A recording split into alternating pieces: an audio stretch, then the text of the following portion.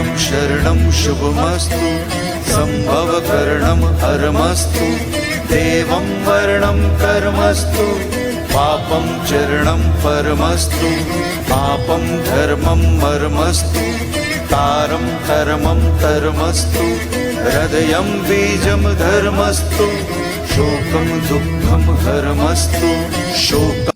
आप हमें पहले क्यों नहीं मिले ताकि हम भी अपने सास ससुर की सेवा अच्छे से कर पाते। आपका लाइव सुनते सुनते आंखों से आंसू बहने लगे। हम अभी भी भाग्यवान हैं गुरुदेव, जो हमारे माता पिता हैं। गुरुदेव, आप किस भावपूर्ण संदेश के लिए आपको कोटि कोटि हृदय से धन्यवाद करती हूँ। आप अपना आशीर्वाद हम सब पर ऐसे ही बनाए रखें। किसी मूल्य की अदायगी के बिना प्राप्त होती है। हमारी नर्चरिंग, हमारा परवरिश, हमारा पालन पोषण, हमारे जीवन की गति कुछ इस तरह से प्रशिक्षित की जाती है, कुछ इस तरह से हमारी ट्रेनिंग की जाती है हमारी परवरिश में, कि जिस भी चीज का मूल्य अदा नहीं किया गया हम उसका महत्व नहीं मानते हैं। अब माँ बाप ने आपको पाने का मूल्य तो अदा किया, लेकिन माँ बाप आपने पाए इसका मूल्य आपने कुछ अदा नहीं किया। ये दोनों जमीन आसमान का फर्क है।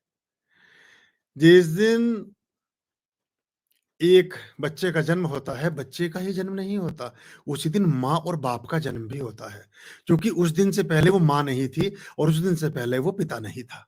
तो 3 लोगों का जन्म होता है, शिशु का, माता का और पिता का। लेकिन हम जन्म मानते हैं एक ही का हुआ, उससे पहले उनका जन्म नहीं था, उससे पहले वो युवक और युवती थे। तो हम माता पिता ने तो क्या पूजा प्रार्थनाएं की, क्या मन्नतें मांगी, कहाँ-कहाँ सिर टिकाया, क्या-क्या अनुष्ठान किए, कितनी प्रार्थनाएं, क्या-क्या परामर्श लिए, वो हमारे संज्ञान में नहीं होता। और बच्चों को लगता है कि माता पिता तो मुफ्त में मिल गए, क्योंकि उसकी कोई कीमत आपने कभी अदा नहीं की। तो वो जो मुफ्त में मिला है वो टेकन फॉर ग्रांटेड रहता है। और कभी हम देखें कि हम अपने माता पिताओं के साथ किस तरह से बात करते हैं। जो व्यक्ति अपने माता पिता या अपने बड़े अग्रज, ऐसे जो माँ बाप, सास ससुर भी ग्रह के दृष्टिकोण से उसी उसमें आते हैं, उनके साथ ऊंची आवाज में बात करता है, वही 80% नंबर उसके आप काट दीजिए। जिस भी बच्चे ने अपने माँ बाप से अगर ऊंची आवाज में बात कर ली, तो आप मान के चले कि 80% वो निष्कासित है अपने गुण धर्मिता से। तो ये एक बड़ा मूल तत्व था। और दूसरी जो उस दिन बात हो रही थी कि हम ये तो कुछ समय रहेंगे, और अगर ऐसा हो सके कि अब 48 साल व्यतीत कर लें, तो जिन्होंने 48 साल व्यतीत किए हैं उनके माँ बाप हैं अभी भी, आप सूची बनाना एक देश के लोगों की, वो सारे उच्च पदों पर आसीन होंगे, क्योंकि परमात्मा ने ही उनको माँ बाप का सुख शनि के 4 चक्र तक लगाकर भेजा है। प्राय 80% लोगों के माता पिता 36 साल की उम्र को पार करते करते ही एक्सपायर हो चुके होते हैं। 80% लोगों के, सिर्फ 10-15-20% लोग हैं जिनके माता पिता वो 50 साल के हों और उनके माता पिता भी जीवित हों। और एक उम्र के बाद, आप 48 के बाद ही मान लीजिए, 48 के बाद वही माता पिता सुखी और स्वस्थ रह पाते हैं जिनकी संतानें उनके लिए संताप का कारण ना बनती हों। अगर संतानों ने संताप और प्रलाप को जन्म दे दिया है तो उन माता पिताओं की उम्र कम होने लगती है, क्योंकि 40, 45, 48 के बाद माता पिताओं की अपनी कोई दुनिया नहीं रह जाती। वो सारी दुनिया बच्चों में ही निश्चित होती है, उन्हीं में निहित होती है, उन्हीं के लिए, उन्हीं के सुख दुख में वो जी रहे होते हैं।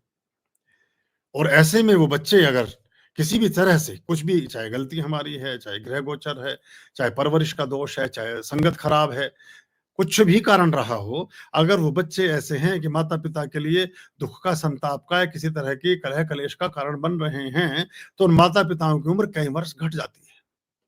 वो कह किसी से कुछ सकते नहीं, क्योंकि जो संतानें हैं वो उन्हीं की बनाई हुई पेंटिंग है, वो प्रतिमा उन्होंने ही घड़ी है, वो लेख उन्होंने ही लिखा है, वो गीत उन्होंने ही गाया है। तो अपने सृजन को, अपनी सृजनात्मकता को, अपनी क्रिएटिविटी को, अपनी इन्वेंशंस को देखकर जितना किसी को दुख हो सकता है उतना किसी दूसरे को नहीं होता। ये हमारी माताएं, बहनें, बेटियां ये रसोई घर में खाना बनाती हैं, जब इनसे कभी खाना खराब बनता है ना, आपका तो मन 5 मिनट को खराब होता है, इनका 5 दिन तक खराब रहता है।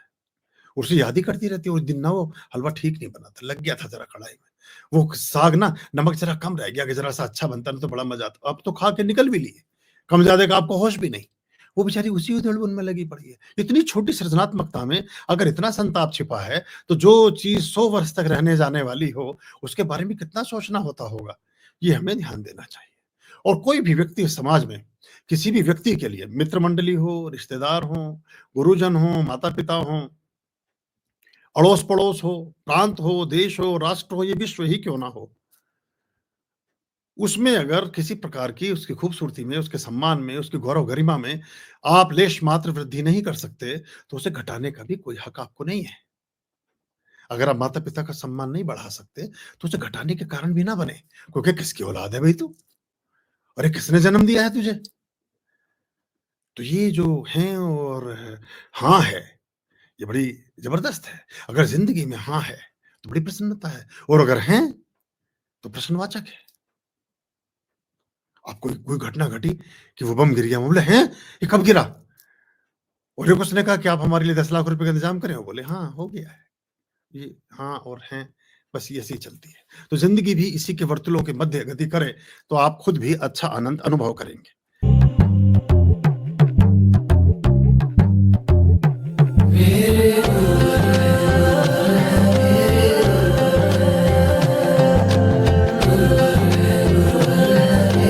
गुरुर्ब्रह्मा गुरुर्विष्णु गुरुर्देवो महेश्वरः गुरुर्साक्षात् परब्रह्म तस्मै श्री गुरुवे नमः। तस्मै श्री गुरुवे नमः।